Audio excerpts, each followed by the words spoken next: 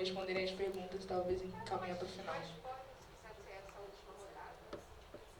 Se alguém tiver mais alguma pergunta, a gente pode estender mais o tempo, não fiquem tímidos.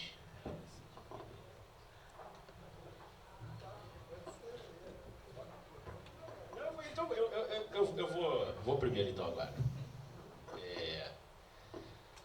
Marcelo, assim, eu diria que a realidade se impõe. E aí, vou trabalhar com um exemplo pessoal, uma trajetória com a educação física. Eu fiz educação física porque eu fui, como muitos, um jogador frustrado. Aí eu sonhava em entrar para educação física e trabalhar com futebol. Aí eu fui vendo que trabalhar com futebol diretamente não ia dar. Aí eu queria trabalhar com algo que me aproximasse do futebol. Aí eu fui trabalhar com preparação atlética, né, academia, essas coisas. Aí chegou uma hora que a realidade foi mais dura comigo e falou assim: tu não vai se sustentar não, tu não vai comer. Por sorte, eu conheci na prática que ensino, e aí uma pena, né, faço aqui, hein, Roberto, para ele não deixar de ser lembrado, professor Luiz Sérgio, que não está aqui com a gente hoje, mas foi meu professor na prática de ensino, que me apresentou a escola, que eu ainda não havia conhecido, não só o professor Luiz Sérgio, mas para fazer justo também o professor Marcos Santoro, que hoje é meu colega de campus, inclusive, colega de equipe, fui estagiário dele. E que eu conheci a escola. E que eu falei assim, esse é o espaço.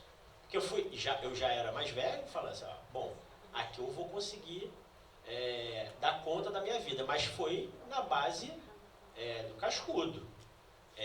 Eu, particularmente, em relação ao Enfef, ele, para mim, é motivo de muito orgulho, porque eu sempre, estudando, ouvi do Enfef, no momento que ele passou por uma dificuldade que não aconteceu, e depois retoma, né?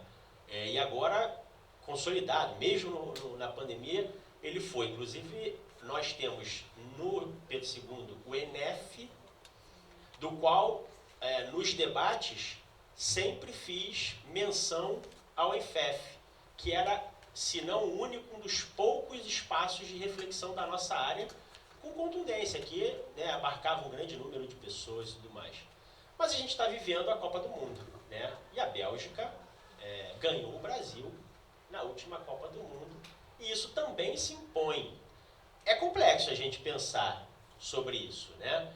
Esse espaço de formação tão rico, tão importante e, como vocês avaliaram, de alguma maneira esvaziado, pelo menos dos anteriores presenciais, bem mais esvaziado. Isso não é uma exclusividade da formação em educação física. Isso é uma exclusividade da formação, isso é uma condição da formação humana, esse esvaziamento da qual a BNCC é uma materialização, é um aprofundamento. Do ponto de vista prático, né, eu costumo dizer que algumas aulas de educação física se autoexigem de ser vídeos do YouTube. Toda hora tem que mudar, né? Um pouco do que o Matheus falou. Toda hora tem que mudar o que está fazendo. Mas como é que vai mudar? Como é que a criança vai mudar se ela não compreende? Como é que eu vou mudar a atividade se as crianças, o conjunto de crianças não compreenderam o pique que está sendo jogado? Eu vou mudar o pique sem perceber que todas aquelas crianças aprenderam a brincar? Então, é um pouco disso. Então, acho que isso é uma crise que a gente vive, que não é uma exclusividade da educação física, mas eu diria que a realidade se impõe, né? A realidade objetiva se impõe. Eu acho que a iniciativa da ENE é muito, muito valorosa. Eu acho que todo curso de educação física deveria ter um espaço, aí eu não sei se, né, uma disciplina, né, que tratassem dos clássicos, né? E aí a minha defesa vai ser, inevitavelmente, pelo coletivo de autores. E aí, conversando com um companheiro lá da Bahia, ele trouxe um elemento importante, que é a gente precisa dividir entre nós as nossas experiências que são materializadas a partir da abordagem crítica superadora. O que a gente faz? Que eu acho que é um pouco da pergunta que o Max havia feito. Aquilo que a gente faz, está onde? Está só na nossa aula? Acho que a gente precisa trocar, isso precisa virar documentos, né? Registros concretos para a gente trocar. Mas que não é fácil. Mas não é fácil porque acho que a nossa formação não nos leva a isso, né? O que eu tenho percebido é que a formação que eu particularmente tive na UFRJ, a coisa mais técnica, de alguma maneira ela teve a sua importância. Porque lá me ensinaram, né, a fazer a ginástica, o futebol, a dança. Agora, como é que eu aplico aqui? Qual a intencionalidade quando eu levo isso para as crianças? Aí eu me aproprio, né, da dança, por exemplo, já entrando na pergunta da Monique. O Dia da Consciência Negra não pode ser, como o próprio Saviani diz, mais uma data festiva dentro da escola. E esse foi um balanço que eu fiz dentro do meu próprio campus. Dou aula para crianças de 1º ao 5º ano. E o Gilberto Gil lá é a temática central. E falei, a gente não vai debater anticapitalismo, não? Porque assim, se a gente não debater, né, o capitalismo, a gente não vai debater o racismo. Porque o capitalismo tem bases concretas no racismo. O Matheus citou aqui, né, o Locke era dono de escravo, comerciante. Então, se a gente não debater o capitalismo, a gente não avança. E eu tenho muito medo mesmo, né, e a gente precisa lutar, que o Dia da Consciência Negra não vire a festa junina, onde vai ter na festa junina as quadrilhas e na Consciência Negra vai ter o jongo e a capoeira, para que a gente conheça a cultura negra. É preocupante. É preocupante. Então, eu cheguei agora no campus, inclusive nesse campus, né? E acendi um alerta.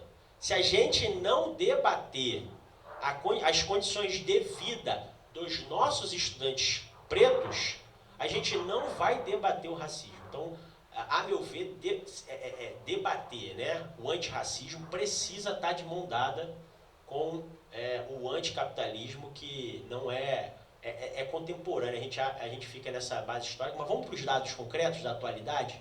Quem ganha menos, quem mora em condições piores, ainda e será se a gente não avançar para continuar assento, se a gente não avançar para um outro modelo de sociedade. Eu acho que, sem dúvida, na sociedade escravagista que a gente vive, ter o Dia da Consciência Negra, lembrar dos heróis, né, os lutadores, né, é fundamental, mas a gente precisa avançar. A gente precisa fazer da lei currículo. Precisa estar dentro do currículo. E na educação física ela vai estar efetivamente na dança, ela vai estar efetivamente nas lutas, mas também vai estar no futebol. Vai estar no futebol, que a base, enquanto formação social, o futebol, a consolidação do negro no futebol brasileiro, aí dá muito debate. Né? Tem muita coisa para a gente debater e avançar, inclusive de negação, né? do negro ao próprio negro. Então, tem muita coisa para a gente pensar, mas não pode ser um apêndice no calendário.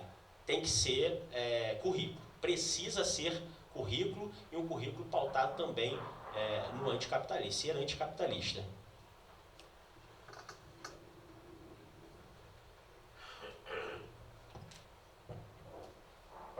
Então, vamos lá. Primeiro com o Marcelo, né? O que dizer para aqueles e para aquelas que não estão aqui. Né? E eu acho, né, que a gente tem que lembrar também que a gente vive um momento histórico extremamente difícil. Né? E para além de quem, por opção, e para quem pode fazer a escolha, eu acho que a gente tem que falar, pensar, quem pode fazer a escolha de deixar de estar aqui para, por exemplo, ver o jogo de Copa do Mundo? Porque essa não é a realidade da maioria da população brasileira.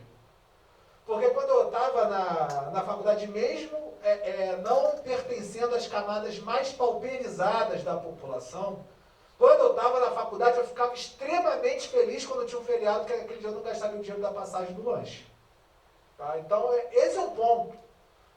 Eu ficava feliz de não ter aula, ou de aquele dia ser opcional, porque naquele dia sobraria R$ 20 que, por exemplo, não precisaria pedir para ninguém, ou que eu não precisaria trabalhar no final de semana, no domingo, apitando um jogo de futebol para poder compor tudo ali. Então, além de todos esses elementos, eu acho que esse é um elemento preponderante, né, de um esvaziamento, tanto que não é por acaso que os eventos pré-agravamento da crise econômica que vivemos, eles eram mais cheios do que os pós-agravamentos da crise econômica. Né? Se deslocar custa caro. Comer é caro do capitalismo, claro. O segundo, e a segunda questão, que aí eu gostaria de falar para aqueles e para aquelas que estão ausentes,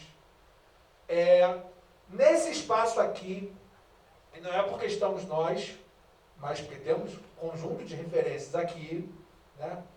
Eu sei que onde está o farol mais elevado da ciência no campo da educação física, eu tenho absoluta convicção de que a obra do coletivo, de que pessoas como a Adriana, como o Madison, como Elis, que está ali, né? Também como a Monique, que foi uma das fundadoras do centro acadêmico aqui da UF, como nós que estamos aqui, nós temos a obrigação de estar lá segurando esse farol. Não é estar do lado do farol, a gente tem que estar segurando o que há de mais elevado na produção da ciência do nosso campo. E esse farol mais elevado da produção científica do nosso campo está, sim, no âmbito do marxismo. E é, sim, aquilo ainda que o coletivo de autores produziu, e que vem outras pessoas a partir dele, produzindo novas formas de superação dialética daquela, mas a superação no sentido de negação, mas no sentido de incorporar e trazer os novos elementos que as formas sociais atuais exigem. Que isso também acontece. Senão a gente diria, de repente, que não precisa ler mais nada. Era só ler lá o Marx. Não, a gente precisa ler o Lenin. A gente precisa... Então, né, que bom que as pessoas surgem, mas a gente não pode abandonar, mas não é possível ler Lenin sem ler Marx. Então, se a gente quer entender a atualidade, né, e talvez os novos pesquisadores e pesquisadoras que, a partir do coletivo de autores, estão produzindo coisas maravilhosas, é necessário ir lá no coletivo de autores entender as bases disso. E para ir no coletivo de autores é necessário ir lá no Demirbaum.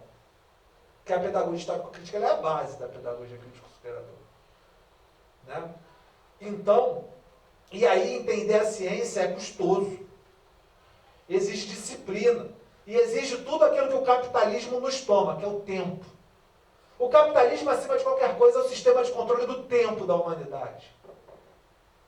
A mais-valia, ou mais-valor, é o que? É o tempo de trabalho socialmente necessário, que é entregue a mais pelo proletariado e usurpado pela exploração burguesa. O sistema do capitalismo é o controle do tempo da vida dos sujeitos. Né? E aí, para a gente exercer, como a Adriana colocou, como é que a gente incorpora isso na prática? É necessário estudar, ir para a prática social, não para a prática empírica imediata, a prática social, voltar para estudar e refletir, e quem tem tempo de ir, voltar e refletir, voltar para a prática, fazendo todas essas sínteses, né, em espiral, que incorporam, que negam, que superam pela incorporação, que superam pela conservação, que superam pela negação. Como que a gente tem tempo para fazer isso? Se a gente precisa sobreviver, se na sociedade do capital nem a comida nos é garantida. É muito difícil. Né? Mas aí, falando com aqueles e com aquelas ausentes, né? Se a gente não aproveita a universidade nessas possibilidades que a universidade ainda oferece, ainda não podemos contar com isso com garantido, se não houver a luta, não vai ter nem mais isso. A gente tem que aproveitar as oportunidades de ter contato com o que de mais elevado, de mais avançado for produzido. E é nesses espaços aqui. E não é só a produção no nível do conhecimento. A produção no nível da praxis. Por quê? E aí eu vou me referir, desculpa, a Adriana, se vai gerando algum tipo, né, de vergonha, por favor, não ficar assim, mas para você é um exemplo. A Adriana não seria o que ela é se aquilo que ela define enquanto conceito não fosse resultado da sua praxis de vida. Não existe a possibilidade de ter uma concepção pedagógica de base marxista sem ter uma militância marxista. Sem ter uma praxis militante. Não é possível você entrar numa sala de aula e sair despejando conceitos sem que a sua praxis seja correspondente àquilo que você está falando em sala. E então, eu tenho absoluta convicção que, por exemplo, a Adriana, que é uma grande referência, não seria 1% da referência que é se o nível de relação que ela possui com aqueles conhecimentos fosse o nível meramente do decorou as informações e for lá na sala falar. E é nesse cenário, né, que aí eu vou colocar para a Monique, né, que fez uma pergunta, né, uma questão, nem fez uma questão, mas colocou um elemento muito fundamental, que em primeiro lugar, eu não falo pela população negra, pela população indígena, eu não falo por ninguém. Eu não tenho esse direito de falar por ninguém. Né? Mas eu sou um aliado nessa luta. Eu acho que o nosso papel, quando a gente não está, né, quando a gente não é, por exemplo, também na luta, né, anti o machismo, tudo, é de aliado. O nosso papel é como aliado. Né? Mas como um aliado, né, dessa luta, a gente só pode falar em racismo se a gente fala de capitalismo. A racialização dos sujeitos é uma criação burguesa dos séculos XVI e XVII para justificar a exploração dos outros povos, das outras etnias, no período da expansão comercial. A invenção da racialização de seres humanos foi uma tentativa de, com base nas pseudociências burguesas, na biologia, de justificar a necessidade de explorar todas as outras etnias que não fosse a população branca da Europa Ocidental. Ou seja, as formas anteriores de escravização, de guerras, não eram formalmente momentos racistas. A noção de raça deriva das ciências biológicas e deriva do processo de construção do capitalismo. Tanto que não existiria capitalismo se não houvesse escravização de pessoas. Não existiria capitalismo se não houvesse um mecanismo chamado de acumulação primitiva, que foi o resultado da expoliação do conjunto de povos europeus, conjunto das ações dos povos da Europa Ocidental. E com isso a gente está falando o quê? De orientais, a gente está falando da população negra, das populações indígenas, a gente está falando de populações latino-americanas da América Central. A gente está falando disso tudo. E nesse processo de racialização, né, dos seres humanos e que permaneceu no nosso país e que tanto vitima, né, ainda e que sustenta a lógica capitalista, é fundamental a gente colocar algumas coisas, porque tem lugares, né, como eu falei, só em guerra mundial só assusta, porque foi na Europa. No primeiro estalinho jogado na Europa, opa, é guerra mundial, pelo amor de Deus, ou seja, o mundo se limita à Europa. As pessoas só ligaram para campo de concentração quando teve na Europa. Que quando teve em Congo levado pela Bélgica, ninguém ligava. Quando teve campo de concentração em México, Peru, quando fizeram o que fizeram com os indígenas no Brasil, aí podia, era tranquilo, libera. Mas na Europa, meu Deus, eu não estou relativizando. Claro que é absurdo, mas só é absurdo quando é na Europa. Quando é nos outros lugares, sem ser Europa, não é absurdo. A solução final propalada pelo nazismo, incorporada pelo nazismo, a solução final é canadense, utilizada para exterminar a população indígena e você expandir os territórios. A solução final é uma invenção canadense utilizada para justificar o extermínio e genocídio da população indígena canadense. Muitos das práticas, dos conhecimentos nazistas são conhecimentos vindos dos movimentos supremacistas brancos dos Estados Unidos. O julgamento de Nuremberg dos nazistas foi obstruído pelos Estados Unidos para pegar o conjunto, ou a maior parte do conjunto de cientistas nazistas.